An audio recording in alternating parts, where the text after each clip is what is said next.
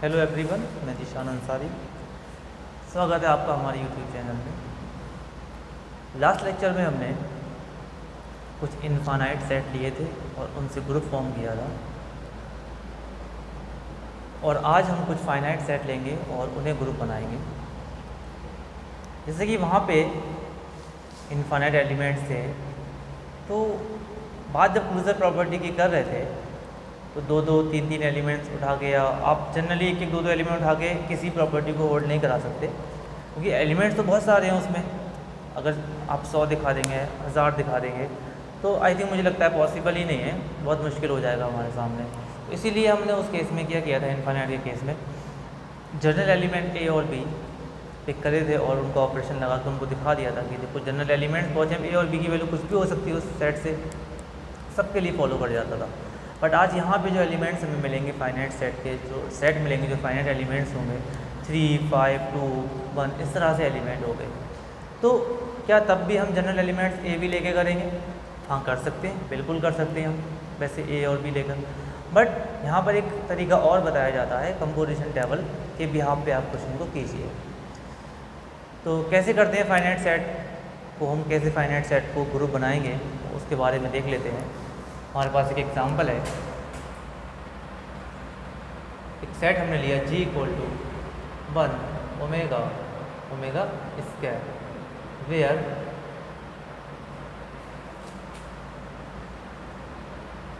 इस cube root of unity. जो unity के क्यूब रूट्स होते हैं उनमें से एक रूट है आपका ओमेगा। इन रूट्स रखे हुए हैं यूनिटी के 1 omega omega square. Finite set है और ऑपरेशन हमने ले लिया मल्टीप्लाई का। इस मल्टीप्लाई के रिस्पेक्ट में इसको ग्रुप बना के दिखाना है, ग्रुप बनेगा या नहीं बनेगा। हम दो एलिमेंट्स ए और बी करके उठा सकते हैं, हालांकि इसमें 3 एलिमेंट्स हैं। हम सारे एलिमेंट्स का मल्टीप्लाई आप दिखा सकते हैं कि वो सेट में ही रखा हुआ है। क्लोजर प्रॉपर्टी ऐसे भी होल्ड करा सकते हैं, बट एक नए अंदाज में कर लेते हैं ना। तो कंपोजिशन टेबल की हेल्प लेंगे उसमें। सबसे पहले फर्स्ट ऑफ ऑल आपको क्या बनाना पड़ेगा, कंपोजिशन टेबल बनाना पड़ेगा।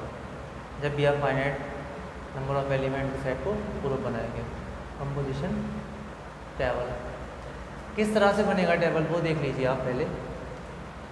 यहाँ पे आपको ऑपरेशन लिखना है, मल्टीप्लाई का है तो मल्टीप्लाई आ जाएगा, और यहाँ पे elements 1 omega omega square. Column में एलिमेंट आएंगे 1 ओमेगा ओमेगा स्क्वायर। अब 1 to 1 जैसे एलिमेंट जो ऑपरेशन है उसमें आप वो ऑपरेशन लगाइए एलिमेंट में। 1 × 1 1, 1 × omega omega, 1 × omega square omega square.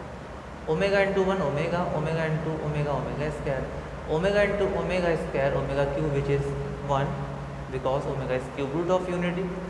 Omega square × 1 omega square, omega square × omega omega cube which is 1 omega to the power 4 equal to omega।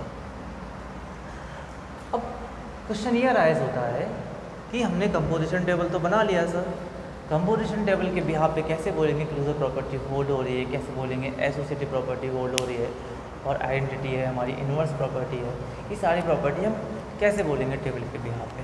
तो देखिए कैसे करके बोलना है। हमें लिखना है, बहुत आसान है। क्लोजर प्रॉपर्टी,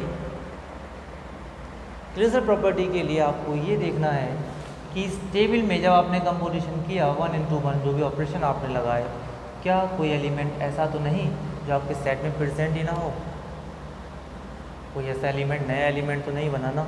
इसका क्या मतलब? इसका मतलब तो ये हुआ कि जब भी आपने 2 और एलिमेंट्स लिए, उन पर ऑपरेशन लगाया, मल्टीप्लाई की, तो जो भी एलिमेंट बना वो हमारे सेट में प्रेजेंट था। तो all the elements of composition table are present in set G, so closure property hold.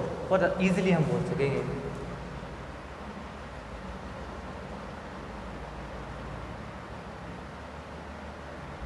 all the elements of composition table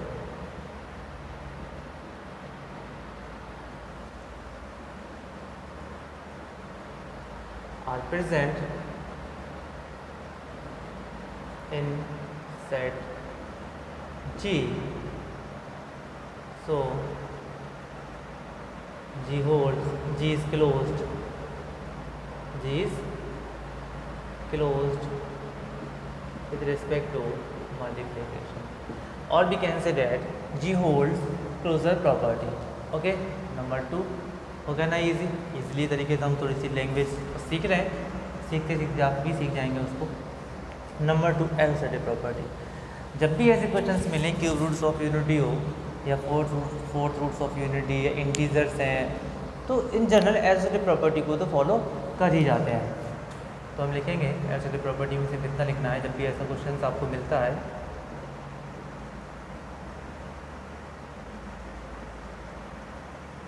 multiply कर रहे हैं एलिमेंट्स की, तो multiplication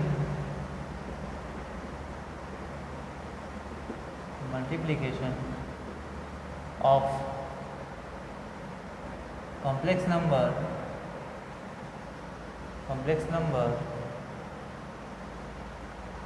always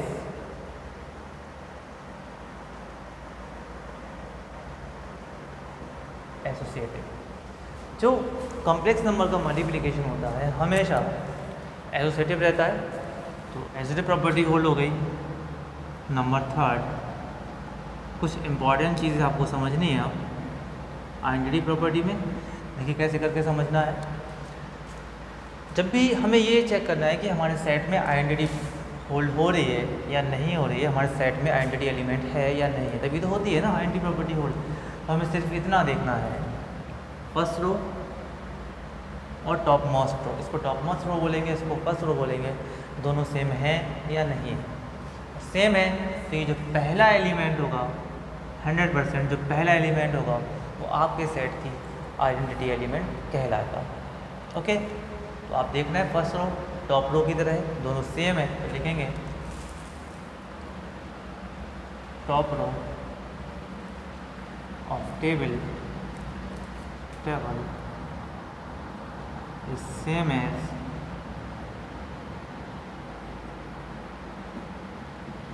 first row of table. So one is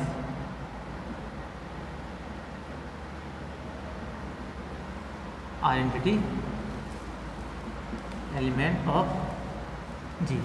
बात समझ में आती है कि फर्स्ट रो सेम कब मिलेगी, जब यहाँ पे रखा हुआ कोई एलिमेंट ऐसा होगा जो उससे मल्टीप्लाई कर रहा है वापस उसी को दे रहा है, तभी ऐसा पॉसिबल है ना। इसका मतलब हमारे सेट में आइडेंटिटी है और वो यहाँ पे हमें रखी अपर टॉप मोस्ट कॉर्नर पे मिल जाएगी। चौथी प्रॉपर्टी ईजिली, जहाँ अब आपने आइडेंटिटी का डिसीजन ले लिया कि वन इज आइडेंटिटी एलिमेंट, तो जहाँ जहाँ ये आइडेंटिटी है वहाँ पे उस रो में उस कॉलम में सर्किल करिए जहाँ जहाँ आपको 1 मिला है। तो यहाँ से आपको इन्वर्स प्रॉपर्टी के बारे में कुछ पता लगेगा। इन्वर्स प्रॉपर्टी देख सकते हैं आप। इन्वर्स प्रॉपर्टी कैसे क्या लिखना है इन्वर्स प्रॉपर्टी में मैं समझाता हूँ आपको। आपने देखा कि ये 1 इससे मल्टीप्लाई किया तो 1 मिला, यानी कि आइडेंटिटी एलिमेंट मिलेगी। मैंने आपसे कहा इन्वर्स की, जब हम इन्वर्स प्रॉपर्टी को पढ़ रहे थे, समझ रहे थे किसी एलिमेंट का इन्वर्स क्या होता है। An element b set to be inverse of a if a operation b equal to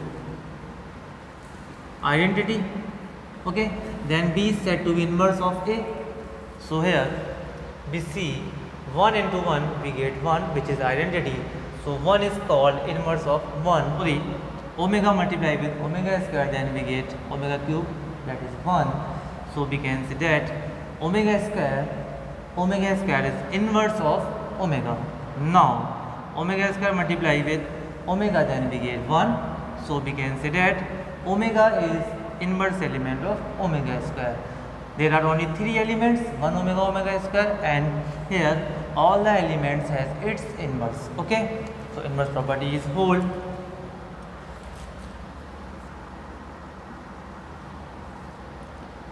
लिखने का क्या तरीका है, कैसे लिखते हैं इसको देखिए। हम ऐसे बनाते हैं एक टेबल छोटा सा, 1 ओमेगा स्क्वायर, यहाँ लिखेंगे एलिमेंट्स और यहाँ लिखेंगे उनका इन्वर्स। इस तरह से आपको टेबल बना देनी है। आप देखिए जहाँ जहाँ आइडेंटिटी मिला है आपको उस एलिमेंट का इन्वर्स उसके जस्ट ऊपर रखा हुआ होगा 1। यहाँ पे एंटिटी यहाँ मिला इसके ऊपर ओमेगा का इनवर्स ओमेगा स्क्वायर का ओमेगा। इन जनरल आपको यही तो देखना है जिनका मल्टीप्लाई करने पर 1 बन जाए। ओमेगा स्क्वायर से करेगा तब 1 मिलेगा। ओमेगा का इनवर्स ओमेगा स्क्वायर है, ओमेगा स्क्वायर ओमेगा से मल्टीप्लाई करेगा तो हमें 1 मिलेगा, यानी कि ओमेगा स्क्वायर का इनवर्स इज ओमेगा। तो वो ये फाइनाइट सेट था जिसको हमने ग्रुप फॉर्म किया, आपने सारी प्रॉपर्टी होल्ड कर दी। So G forms a group, okay, with respect to multiplication के रिस्पेक्ट में इसने ग्रुप फॉर्म कर लिया।